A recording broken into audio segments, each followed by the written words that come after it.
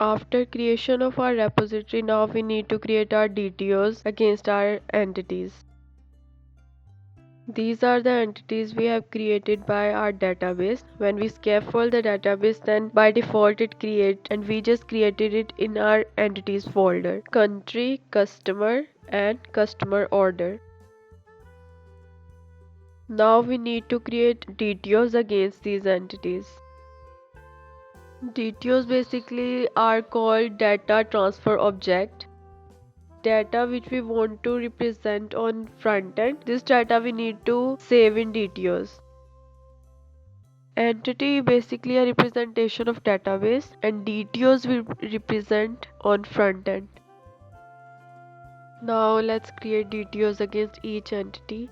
First of all, we will create DTO of country, and now add class, and we normally suffix DTO name with DTO.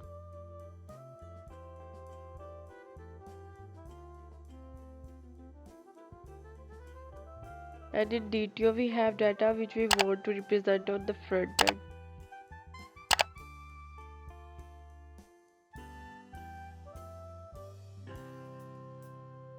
Now in case of countries DTO, we don't need all the properties of entity, but we only want to represent on front end name and ISO code.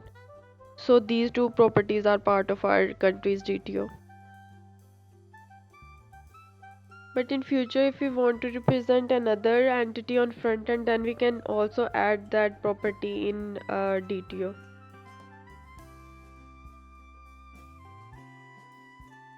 Next we have customer entity. So now for customer entity we have to create customer DTO. But before that, let's create customer order DTO against customer order entity.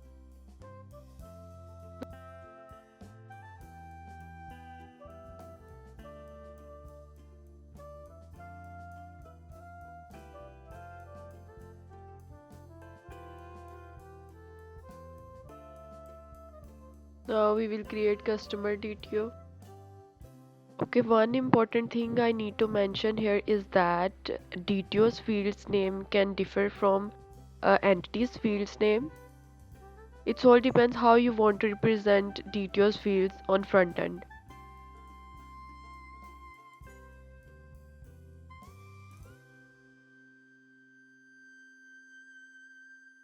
Now in DTO we need to replace I collection with I list.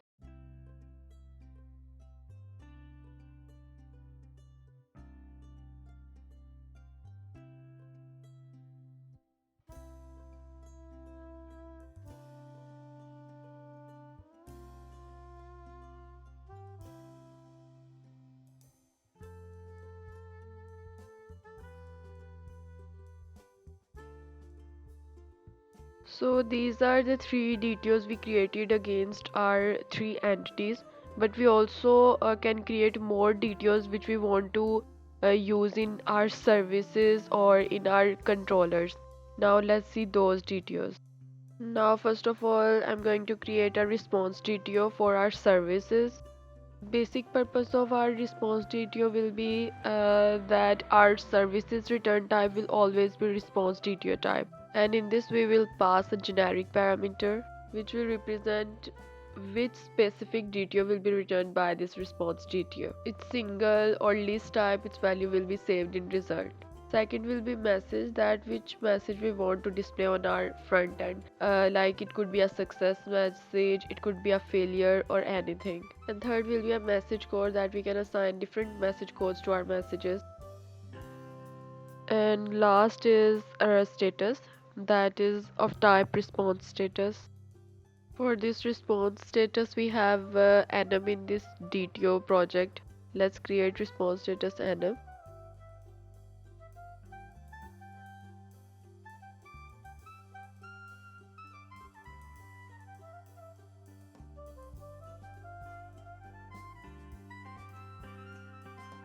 So here three DTOs we created for our entities representation and one DTO which is response DTO we created for our services response type. And then we created response status enum which will represent what will be the status of our service function, like it could be failure, it could be success or not found.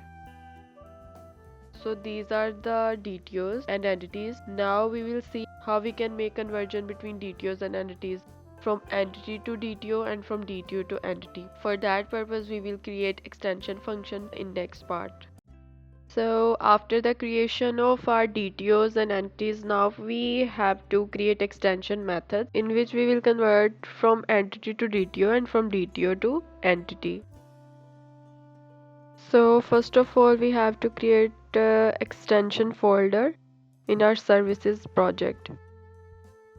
In this folder we will have all our extension functions. Now let's create our customer order extension, for which we will create extension class and we'll write function in it to convert from entity to DTO and entity list to DTO list, and then third one will be from DTO to entity and from DTO to DTO list to entity list. Now our extension class will always be public and static, and all its function will also be public and static.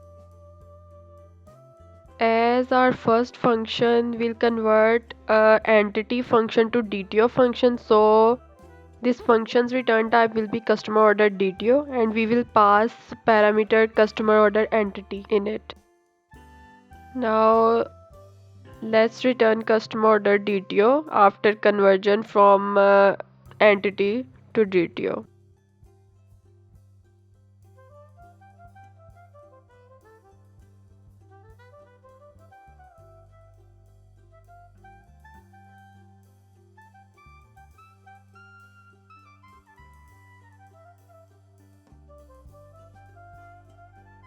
Now we will have another extension method which will convert entity list to DTO list. For that we will have the same public and static function like this. Now this method's return type will be customer order DTO list and we will pass parameter in it list of customer order entity.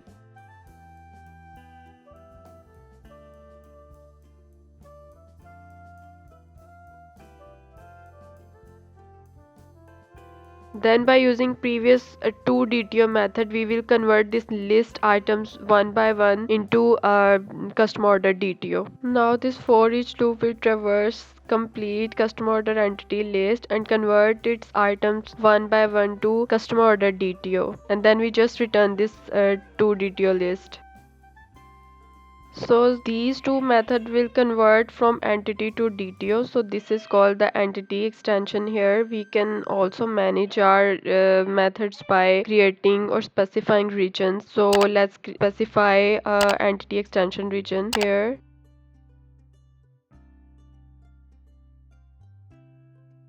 Another region we will have is DTO extension region, in which we will convert our DTO to entities and DTO list to entity list. Let's see.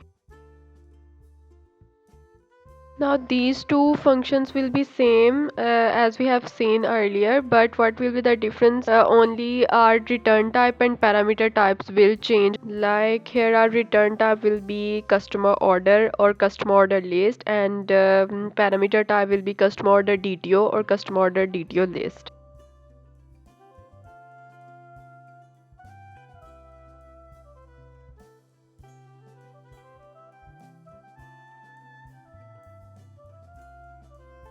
Now its name should be to entity and to entity list.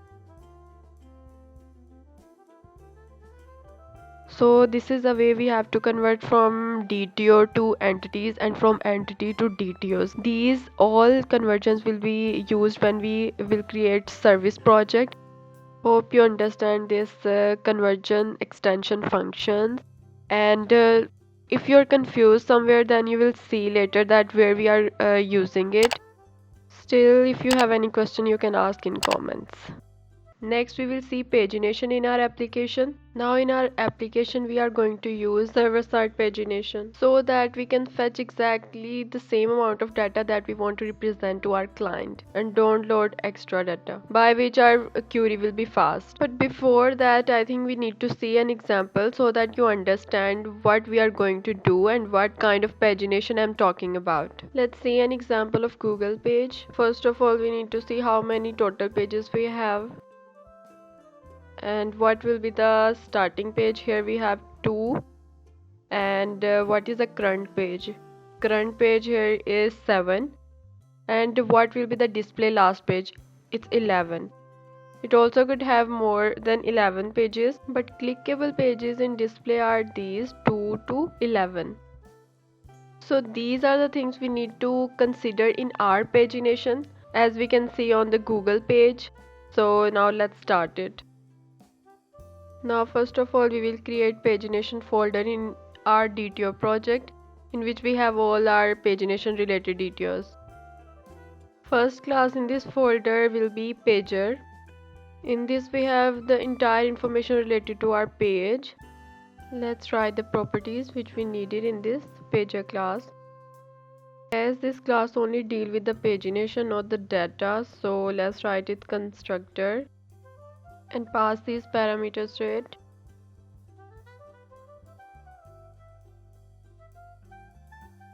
I'm going to give default value to page size is 10. You can have whatever you want.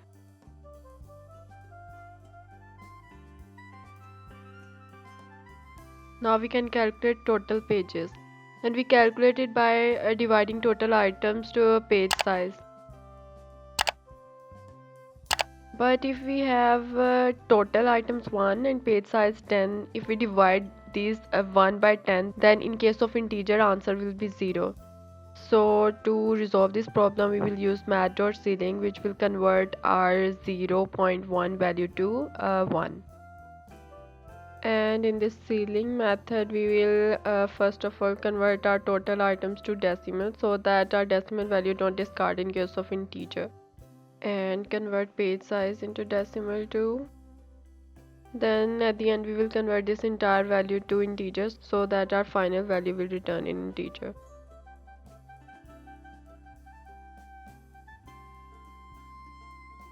Next, we need to calculate on which page we are currently. For that purpose, we need to set our current page value. If it's null, then we will assign it to 0. Otherwise, whatever we get from our parameters. Next, we will calculate our start and end page. For start page, we need to set current page minus 5, like previous 5 pages we need to set.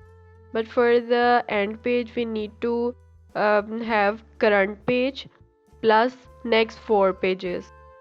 This is the way we need to set our start and end page.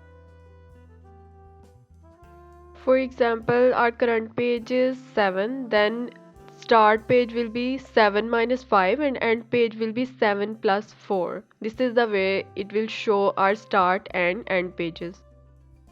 Now to consider all the implications of pagination, you need to consider these all conditions so that your pagination will be feasible and workable for you.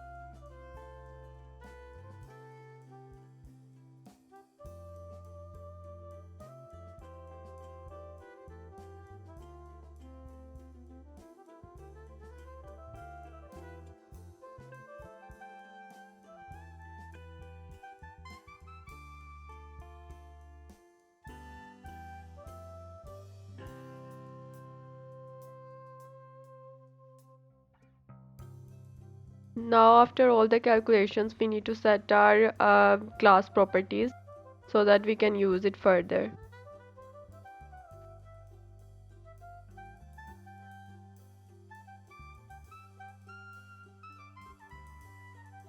Now this pager class will deal the entire pagination thing, but we want to deal our data also. So for that we need to create an other class which will display pagination on front end.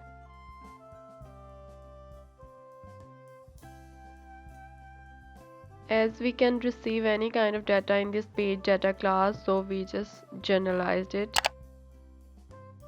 In this class we will have two properties. One is pager, whose type will be pager, that we will create in a few minutes back. Second will be data, whose data type will be template type.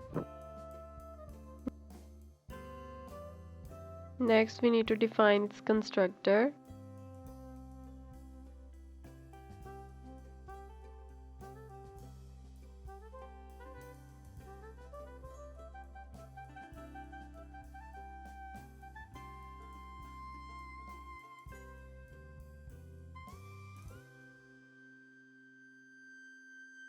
So this was our pagination DTO.